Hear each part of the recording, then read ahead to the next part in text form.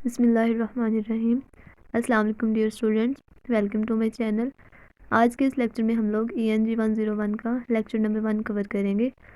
तो आइए सबसे पहले हम इसकी हेडिंग देख लेते हैं, रीडिंग एंड डिक्शनरी। इस लेक्चर के 2 पार्ट हैं। इसके पहले पार्ट में हम लोग सीखेंगे uses of a language dictionary and how to use a dictionary. इस लेक्चर के सेकेंड पार्ट में हम लोग एक इंटरेस्टिंग स्टोरी पढ़ेंगे। आइए तो हम इस देख लेते हैं डेफिनेशन ऑफ डिक्शनरी। डिक्शनरी असल में एक बुक होती है जिसमें ना कि हमें वर्ड्स के मीनिंग मिलते हैं, बल्कि हमें इसके अलावा और भी बहुत कुछ सीखने को मिलता है। जैसे कि हम लोग वर्ड को किस तरह से बोल सकते हैं, उसके स्पेल क्या हैं, उसको प्रोनाउंस किस तरह से किया जा सकता है, डिफ़ाइन किस तरह से कर सकते हैं, एक्सप्लेनेशन क्या होगी उसकी, और इसके अलावा हमें ये भी पता चलता है कि ये वर्ड कौन सी ज़ुबान का है। देन हमारे पास एक रेफरेंस बुक होती है जिसमें हमें पता चलता है कि ये इन्फॉर्मेशन कहाँ से ली गई है, या फिर हम मज़ीद इन्फॉर्मेशन कहाँ से ले सकते हैं। सो गाइस, इन सब बातों का फ़ायदा तब ही होगा जब हमें डिक्शनरी को ठीक तरह से इस्तेमाल करने का तरीका आता होगा।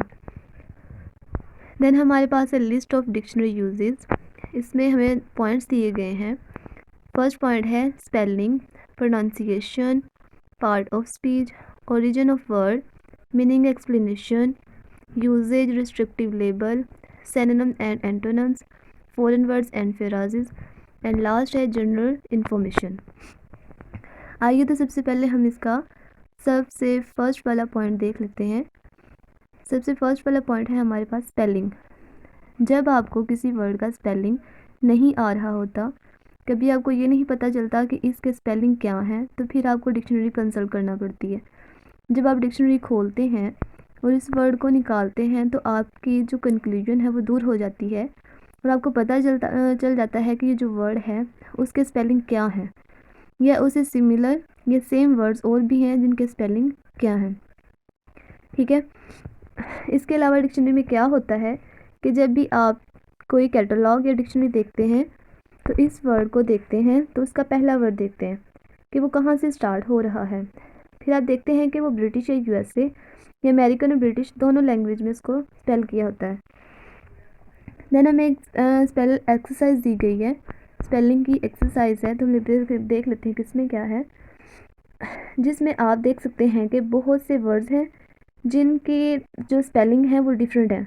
जब आप वहाँ से देख सकते हैं जैसे सेंटर, कलर, अगर हम देखेंगे तो कलर के जो स्पेल हैं COLOUR होते हैं। तो डिक्शनरी में ऐसे बहुत से सिमिलर वर्ड्स होते हैं जिनके स्पेल जो हैं डिफरेंट होते हैं। जैसे कि नीचे दिखाया गया है होमर एंड र्यूमर। अगर हम इन वर्ड्स को डिक्शनरी में देखेंगे तो इनको दो लैंग्वेज यानी कि ब्रिटिश और अमेरिकन दो लैंग्वेजेस में इनको स्पेल किया होगा। तो अगर दोनों में से हम कोई भी ले लेते हैं तो वो हमारा करेक्ट माना जाएगा। देन है प्रोनाउंसिएशन क्या है। प्रोनाउंसिएशन है ऐसे हम लोग सीखते हैं कि वर्ड को किस तरह से प्रोनाउंस करना है, किस तरह से बोलना है, यानी कि हम वर्ड को किस तरह से अदा कर सकते हैं। जब हम कोई वर्ड बोलना चाहते हैं तो हम लोग उस वर्ड को बेहतर तरीके से यानी कि करेक्टली तौर पे अदा कर सकेंगे जब हमें उसकी प्रोनाउंसिएशन आती होगी। देन है part of speech. Part of speech क्या है कि हर वर्ड जो है उसको इंडिकेट करता है, उसको डिक्शनरी में दिखाया जाता है, उसको इंडिकेट किया जाता है कि ये कॉमनली वर्ड कैसे यूज़ होगा। एज अ नाउन यूज़ होगा, as a pronoun, as a verb, adjective, adverb, conjunction और प्रेपोजिशन एट्सेट्रा। मतलब है जो वर्ड को डिफ़ाइन किया जाता है कि वर्ड किसी भी जुमले में किस तरह से वेरी करता है, कैसे यूज़ किया जाता है। देन हमारे पास है origin of words. Origin of words क्या है, कुछ डिक्शनरी में बताया जाता है कि वर्ड कैसे शुरू हुआ, कहाँ से शुरू हुआ, और फिर ये भी बताया जाता है कि हम इस वर्ड को किस तरह से शुरू कर सकते हैं। नेक्स्ट है meaning explanation, definition of words. सबसे ज़्यादा डिक्शनरी आपको उस वक्त इफ़ेक्टिवली यूज़ करने का मौका मिलता है जब आपको इसमें वर्ड्स के मीनिंग दिए होते हैं, एक्सप्लेनेशन दी होती है और डेफिनेशन दी होती है। आपको क्लियर पता चलता है कि इसका मीनिंग क्या है, एक्सप्लेनेशन क्या है और इस वर्ड की डेफिनेशन क्या है। इससे आपको एक सेंस ये क्लियर होती है, जब आप कोई सेंटेंस लिख रहे होते हैं या आप क्रिएटिव कोई चीज़ लिख रहे होते हैं, सेल्फ राइटिंग आपकी होती है, तो ये चीज़ आपको बहुत ज़्यादा इम्प्रूव करती है कि अगर आपको वर्ड की एक्सप्लेनेशन, मीनिंग और डेफिनेशन का पता होगा तो आप एग्जैक्टली इस वर्ड को पुट कर सकते हैं अपने सेंटेंस में।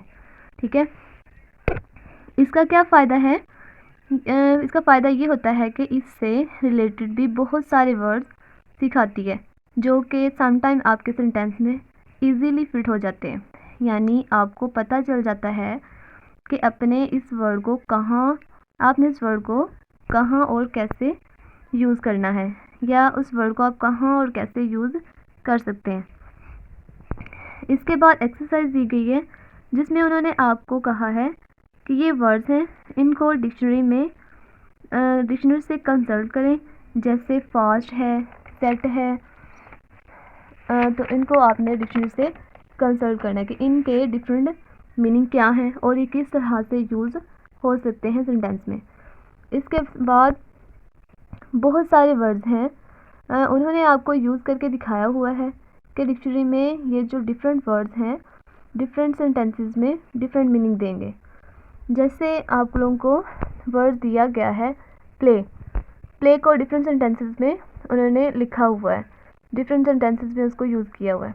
तो प्ले हर सेंटेंस में जो है डिफरेंट मीनिंग देगा। किसी सेंटेंस में प्ले खेल को डिनोट करेगा, किसी में जो है प्ले वर्ड जो है वो खेल के बारे में बता रहा है। तो ये आपकी एक्सरसाइज है। देन हमारे पास है यूजेज रिस्ट्रिक्टिव लेबल। रिस्ट्रिक्टिव का क्या मतलब होता है? पाबंदी वाले लेबल जो होते हैं। रिस्ट्रिक्टिव का जो बेसिकली जो मीनिंग है वो पाबंदी है। रिस्ट्रिक्टिव करना, पाबंदी करना। तो यहाँ पर क्या है कि जो डिक्शनरी है वो यूज़ करती है डिफरेंट लेबल्स को, जैसे BR British, AM American, FML formal. तो जैसे यानी कि ये डिफरेंट वर्ड्स हैं जो कि रिस्ट्रिक्ट कर देते हैं कि इसका ये मीनिंग होगा। ये इम्पोर्टेंट बहुत ज़्यादा ये इंफॉर्मेशन बहुत ज़्यादा इम्पोर्टेंट होती है आपकी क्रिएटिव राइटिंग के लिए। डिक्शनरी आपको बताती है कि आपने अपने इडियम्स, वर्ब्स और फ्रेजेस कैसे यूज़ करने हैं अपनी लैंग्वेज में। आपको वर्ड की लिमिटेशन बताई जाती है कि आपने कौन सा स्पेशल लेबल वर्ड के साथ यूज़ करना है। जैसे डिफरेंट वर्ड्स हैं, बाज़ दफ़ा बड़े सारे वर्ड्स होते हैं, उनको उन्होंने प्रिस्क्राइब किया होता है शॉर्ट फॉर्म में। तो वो सब क्या होते हैं, इनके लेबल होते हैं। इसके बाद एक्सरसाइज है जिसमें बताया हुआ है कि ये वर्ड्स किस तरह से यूज़ कर सकते हैं अपने इडियम्स में या फिर अपने सेंटेंस में। इसके बाद इस एक्सरसाइज में आपको अंडरलाइन वर्ड दिए हुए हैं कि आप इन वर्ड्स को अपनी डिक्शनरी से कंसल्ट करें। आप देखेंगे कि इनके मीनिंग क्या बनते हैं और इनका इस्तेमाल कैसे किया जा सकता है। ठीक है, इसके बाद उन्होंने रिस्ट्रिक्टिव वर्ड्स के यूजेस दिखाए हुए हैं। आप इन वर्ड्स को देखेंगे, आप इनको किस तरह से यूज़ कर सकते हैं। डिक्शनरी में इनको डिफरेंट तरीक़ों से कैसे लिखा गया है, कैसे यूज़ किया गया है। ये फॉर्मल है या इनफॉर्मल है या फिर कोई और वर्ड्स हैं। इसके बाद एग्जाम्पल दी गई है, तो ये एग्जाम्पल आप लोगों ने देख लेनी है। देन हमारे पास है synonyms and antonyms. Synonyms words वो होते हैं जो एक दूसरे से मिलते होते हैं, यानी सिमिलर वर्ड्स होते हैं, और एंटोनिम्स वर्ड्स वो होते हैं जो एक दूसरे के उल्ट होते हैं। तो ये दो वर्ड्स हैं, इनको आपने याद रखना है। सिनोनिम्स वर्ड्स वो वर्ड्स हैं जो एक दूसरे से के सिमिलर होते हैं और एंटोनिम्स एक दूसरे से के उल्ट होते हैं। नेक्स्ट है हमारे पास foreign words and phrases. Foreign words क्या होते हैं? फ़ॉरेन वर्ड्स असल में गैर मुल्की अल्फाज होते हैं जो कि इंग्लिश या किसी और लैंग्वेज में ऐड किए होते हैं, चाहे वो लैंग्वेज जहाँ की भी हो। तो बेसिकली वो लैंग्वेज जो है वो वहाँ की नहीं रहती, क्योंकि लोग आते जाते रहते हैं और ज़ुबान में इजाफा होता रहता है। तो लैंग्वेज जो है वो डिफरेंट वर्ड्स का मजमूआ होती है। इनमें कुछ वर्ड्स जो हैं वो आपके मुल्क के होते हैं और कुछ वर्ड जो हैं गैर मुल्की होते हैं। फ़ॉरेन वर्ड्स को डिक्शनरी में अलहदा सेक्शन में दिखाया जाता है, या फिर अगर कोई फ़ॉरेन वर्ड डिक्शनरी में मौजूद होता है तो उसके सामने मेंशन किया जाता है कि ये फ़ॉरेन वर्ड है और उसकी एग्ज़ाम्पल क्या है, उसकी एग्ज़ाम्पल क्या है, उसकी एक्सप्लेनेशन क्या है और उसका यूज़ क्या है, इसके बारे में बताया जाता है। इसके बाद एग्ज़ाम्पल एक्सरसाइज है। एक्सरसाइज दी गई है, आप इनको डिक्शनरी से कंसल्ट करें और उनको कैसे यूज़ कर सकते हैं। जो वर्ड्स आपको दिखाए गए हैं आपने इनको डिक्शनरी से कंसल्ट करना है और आपको बताया भी गया है कि आप इसको किस तरह से यूज़ कर सकते हैं। जनरल इन्फॉर्मेशन, देन हमारे पास है जनरल इन्फॉर्मेशन। जनरल इन्फॉर्मेशन क्या है?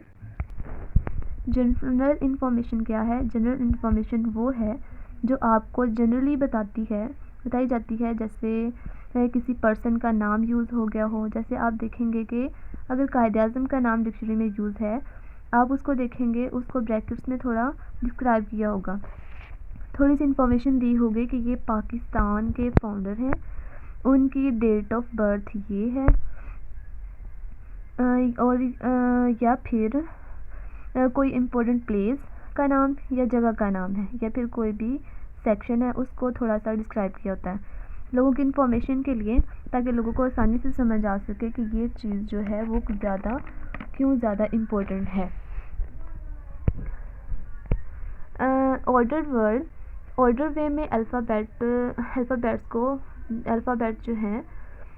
वे में अल्फ़ाबेट में वर्ड्स दिए होते हैं। जब भी हमें वर्ड ढूंढना है तो हम उसका फर्स्ट लेटर देखते हैं। हमें बताया गया है कि डिक्शनरी को हम किस तरह से यूज़ कर सकते हैं, how to use a dictionary. तो उसमें क्या है, ऑर्डर वे में हम लिखे होते हैं अल्फ़ाबेट वर्ड्स।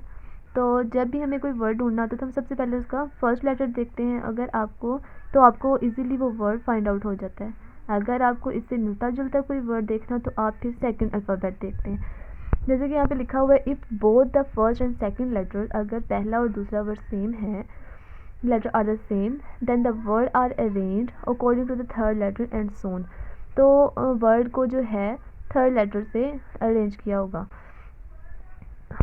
देन है फाइंडिंग वर्ड क्विकली, के वर्ड को किस तरह से फाइंड कर सकते हैं क्विकली किस तरह से वर्ड्स को ढूंढा जा सकता है डिक्शनरी में।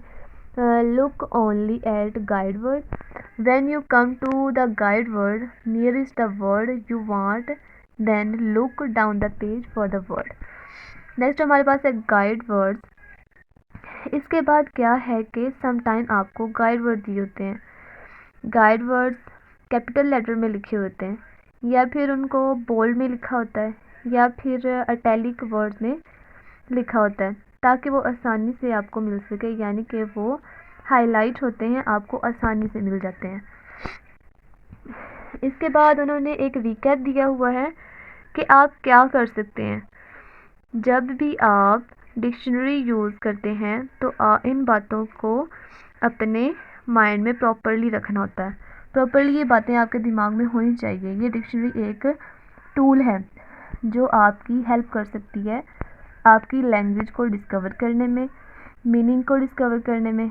तो फिर अब आपने देखना है कि इसका इंडिपेंडेंट वर्ड क्या है, आप कैसे वर्ड्स को फाइंड आउट कर सकते हैं, आपका टाइम कैसे सेव हो सकता है। इसके बाद आपको यहाँ एक स्टोरी दी हुई है। ये स्टोरी बहुत ही आसान है, आप इस स्टोरी को पढ़ें और देन इसके नीचे इसके जो पॉसिबल क्वेश्चंस है वो दिए गए हैं। इससे आपको क्या फ़ायदा होगा, इससे आपकी जो है लर्निंग पावर इम्प्रूव होगी, राइटिंग पावर इम्प्रूव होगी। इसके बाद आपको ये पता चलेगा कि हम पैसेज को किस तरह से रीड आउट कर सकते हैं, और इसमें से आंसर्स किस तरह से फाइंड आउट कर सकते हैं। सो गाइस, ये लेक्चर बहुत ही ज़्यादा इजी और आसान वर्ड्स में है, तो आप लोगों ने ज़्यादा इसको टेंस नहीं लेना। आपने जस्ट इस स्टोरी को पढ़ना है और देन इसके नीचे इसके पॉसिबल क्वेश्चन दिए गए हैं, तो फिर आपने इसमें से देन इसके आंसर्स भी दिए गए हैं, तो ज़्यादा कोई मुश्किल नहीं होगा। तो आपने सिंपली इस स्टोरी को पढ़ लेना है। और इसमें लेक्चर की जो ख़ास इम्पोर्टेंट थिंग्स थी, याद रखने वाली जो चीज़ें हैं इसमें, वो है डेफिनेशन ऑफ डिक्शनरी, देन है list of dictionary uses and synonyms and antonyms. बस, और आज का ये लेक्चर यहीं पे ओवर करते हैं। दुआओं में याद रखिएगा, मेरे चैनल को सब्सक्राइब करें, वीडियो को लाइक करें। मुझे दीजिए इजाज़त। अल्लाह हाफिज़।